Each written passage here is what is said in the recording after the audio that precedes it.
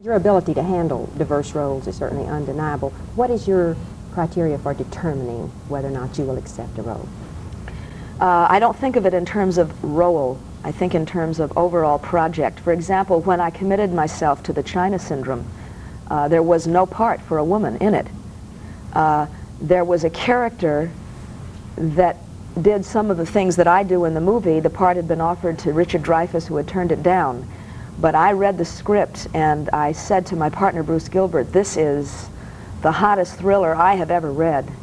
This, I think, can make one of the most potent films ever made in this country, and it has something to say on top of it, and I think we should be part of it.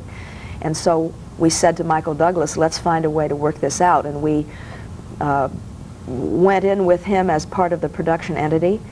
And I then read a series of articles in the LA Times by Robert Scheer called The Packaging of the News, which included some biographies of women feature reporters, former models or would-be actresses that had been hired because of the way they look to do the fluff stories at the local news stations around the country. And I said, that's the character. There's the character. Because by adding that ingredient to the story, we give a lot of texture to it. We go into a whole... See, it's about people making choices, and if you have a woman who's ambitious, who's new in the Los Angeles market as a television reporter, that's being carefully scrutinized by the TV consultants, the ratings are starting to go up, there's a possibility she can work her way to the top as anchor woman, so she's got a lot at stake in terms of keeping her job and buying the company line.